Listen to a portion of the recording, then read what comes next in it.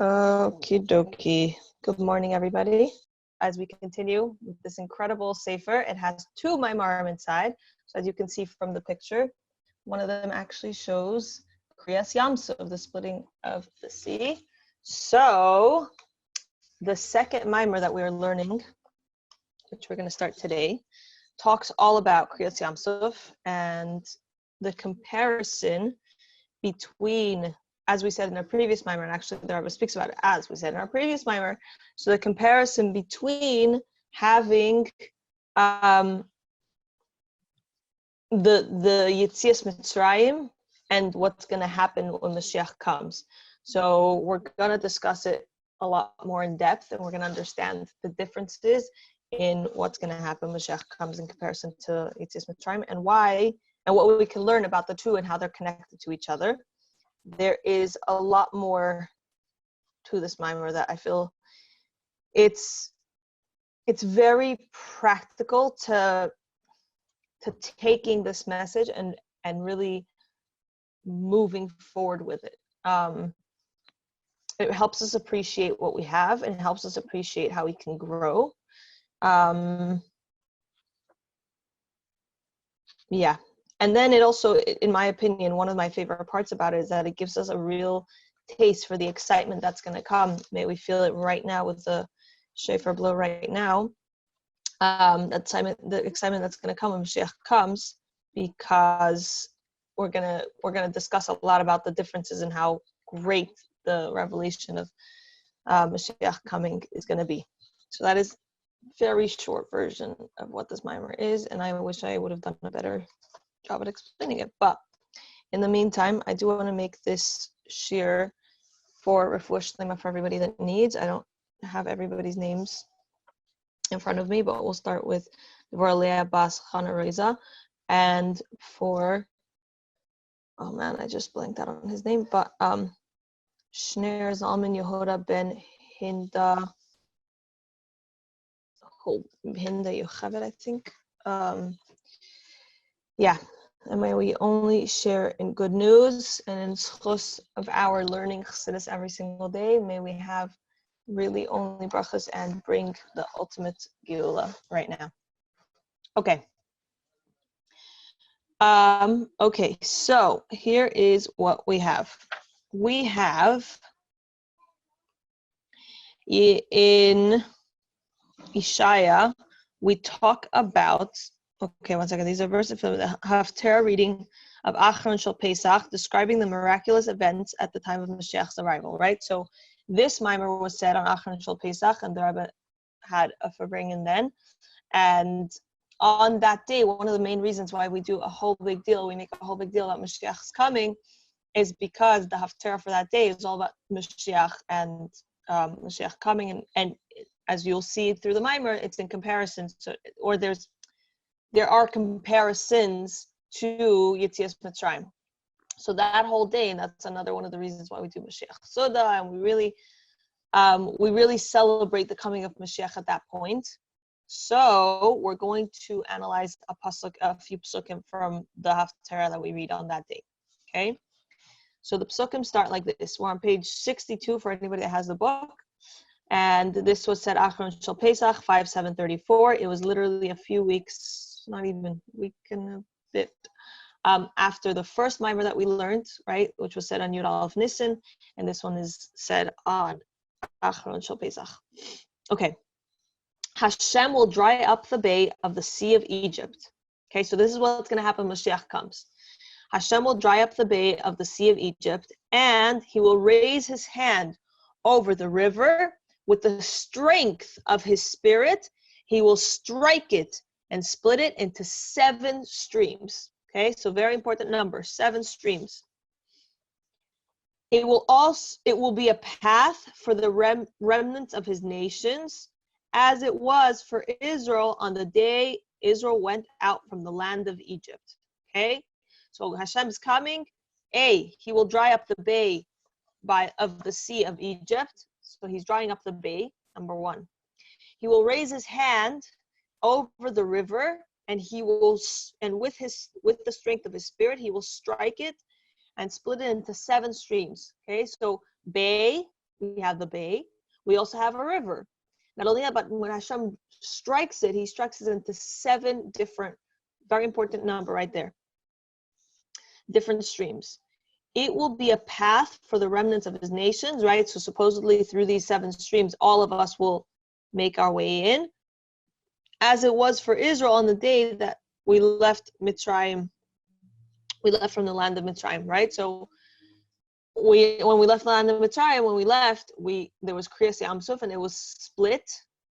It didn't dry up the bay of the Sea of Egypt, and it was split into 12 streams. Okay, so keeping in mind, we're gonna learn a lot about this comparison. The splitting of the future. The conclusion of this pasuk compares the splitting of the Sea of Egypt and of the river, which will take place at the time of the future redemption, when Mashiach will come, to the splitting of the Sea of Reeds, which took place when the Yidden left Mitzrayim. Okay, so we're making a comparison between the splitting of the Sea of Egypt and of the river, in comparison to when we left Mitzrayim, there was the splitting of the Sea of Reeds. However, this comparison is difficult to understand, as there are many differences. Between Yetzias Mitzrayim and the future redemption when Mashiach will come. Right, so we're making this comparison, but meanwhile we're realizing that there are so many differences. They're not the same. First of all, at the time of Yetzias Mitzrayim, Hashem split a sea. Well, at the time of redemption, Yigiyas Mashiach, he will split not only a sea, right, but the bay, as it says, the bay of the Sea of Egypt, but also a river. As it says, he will raise his hand over the river, right? So when Yetzias Mitzrayim happened, he split the sea. When Mashiach will come, he'll split the sea and he'll split the river. Additionally, the Sea of Reeds was split into 12 pathways, as the pasuk states, who split the Sea of Reeds into sections. The rivers, however, will be split into 7 sections, as the pasuk says here. There is also a reason why the river will split into 7 sections, so as to allow the exiles to pass through all 7 points of departure listed earlier in the pasuk. Right. So earlier in the pasuk in the Haftarah, there's 7 points where all of the Yidden will be stuck at, so to speak, and Hashem is going to split it into 7, and all the Yidden can come in through each of those pathways. That said, 1 second. So the 7 is, here's the pasuk, just so we have some context. On that day, Hashem will once again lift his hand to acquire the remnants of his nation that will remain from Assyria, Egypt, Pasros, Cush, Elam, Shinar, Hamas, and from the islands of the seas. 1 second. I don't know if you guys paid attention to my count, but that does not equal 7. That equals 8. That equals 8, because it's the islands of the sea. And even then, we don't even know how many islands there are, so that's more than 7 locations, okay? The 7 sections of the river correspond to the 7 lands from which the exiles will depart, allowing each group to pass through the river on its way to Eretz Yisrael, says Rashi on the pasuk. Okay, so now we counted 8 places, and so it's going to bring up a question. Exiles will also arrive from an 8th location, the islands of the sea. However, the river will not include a path for them, because the exiles from the islands will arrive from different direction. So Rashi explains that the river will obstruct the path of the exiles from the 7 countries, requiring a path to be made for them within it. However, the exiles from the islands will arrive from a different direction and will need not pass through the river, and therefore there will be no need for a separate path from them. Okay, so to give context, if you have to cross, I used to do cross country, so part of the thing is we used to run through rivers, and there's only a point in running through a river if the river's in your way. If you have to get from point A point A to point B, right? And the river is smack in the middle. That's the only reason you need to pass through the river. But here we're saying, sorry, that everybody, all the exiles that are coming from all the other lands, the river is going to be in the middle. But the exiles that are coming from the smaller islands, the river is not going to be along the way. So therefore, we don't need to make a path through the river because the river is not preventing them from walking to Eretz Yisrael. Which means that when Mashiach comes, now that resolves our question, so to speak. When Mashiach comes, we only need the river to split into seven sections, because there will only be 7 locations that will be between the river and Eretz Yisrael. Okay.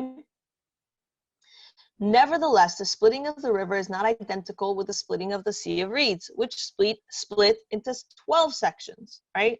So we still have this, we're comparing when Mashiach comes to Yetzias Mitzrayim, but here we're pointing out all these differences about how it's actually very different when Mashiach comes than when we left Mitzrayim.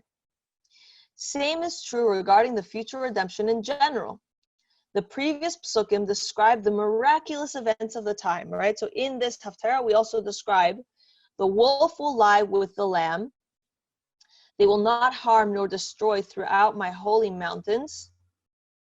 Throughout my holy mountain. All of these wonders did not exist at the time of Yetzias Mitzrayim, right? So we're making a comparison. Yetzias Mitzrayim, very comparable to Mashiach coming. And meanwhile, now we're saying, one second, Yetzias Mitzrayim had 12 splits and only one river or one sea.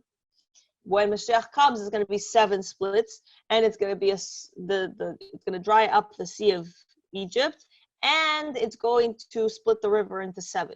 Okay, so we see differences. Not only that, but when Mashiach comes, the wolf will lie with the lamb, and they will not harm or destroy throughout my holy mountain. So all these other things are happening when Mashiach comes that did not happen when we left Mitzrayim. The Pesach's comparison of the future redemption to Yetzias Mitzrayim is even more difficult to understand in light of what was explained in the previous Maamar. There we cited the verse, the Pesach, I will show you wonders as during the days you left Mitzrayim, right? Remember we said that in the last Maamar. In the last Maamar we said, I will show you wonders as during the days you left Mitzrayim, which means that there is going to be a comparison. It's going to be as when we left Mitzrayim, when Mashiach comes. When Mashiach comes, it's going to be as when we left Mitzrayim. Which was explained to mean that the future redemption will feature phenomena that will be wondrous even in comparison to the wonders of Yetzias Mitzrayim.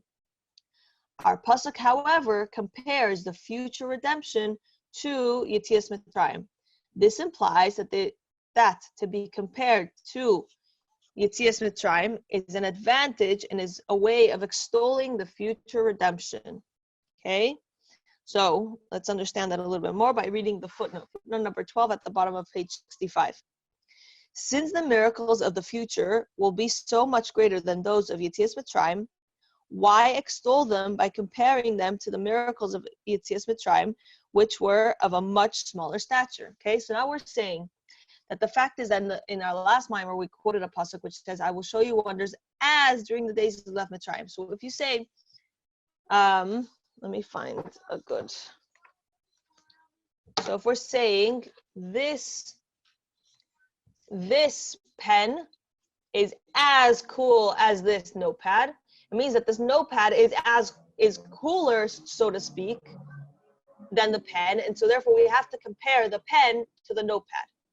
Meanwhile, if we're saying that that when Mashiach come will be as I guess the comparison as the Yetzias Mitzrayim, so then we're saying to a certain extent that Yetzias Mitzrayim has something greater than when Mashiach comes, which makes no sense. We just explained in all these different examples how when Mashiach comes, there's going to be so many greater things. It's going to be 2 things that are going to split instead of 1. That one of them is going to split into 7, and it's going to bring all of us home, and meaning home to Eretz Yisrael, and all these different things, which makes no sense. Not only that, but it says it's going to be when Mashiach comes, it's going to be even greater wonders, right? The the wolf and the lamb will lie. The wolf will lie with the lamb, and there will not be any harm. There's not going to be any war.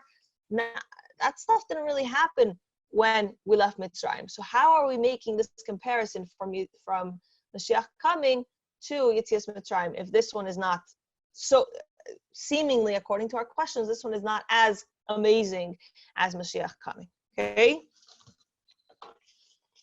So that leaves us with a wonderful question. Let me check what time.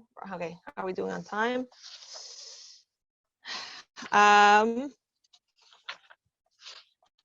Okay, I guess we'll start base since we have a bit of time.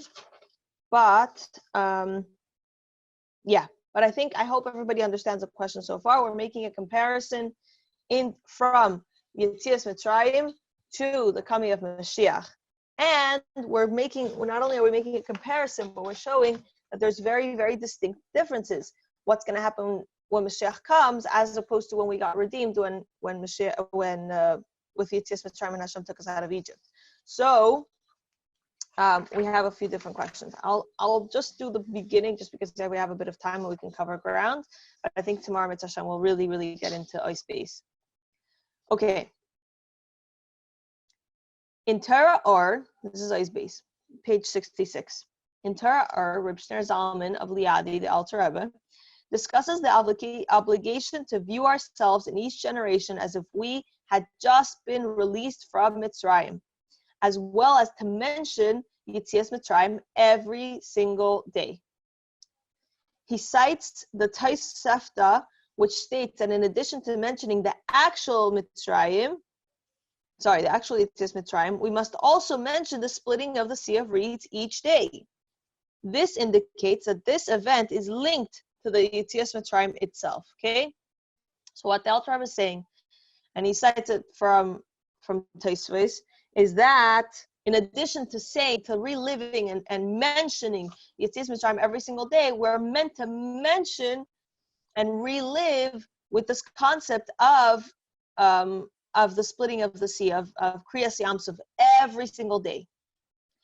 This is consistent with Reb Shner Zalman's statement in his Shulchan Aruch, that it is customary to say the words, the time of our freedom, on the 7th and 8th days of Pesach, in the Shemona Esrei and in Kiddush.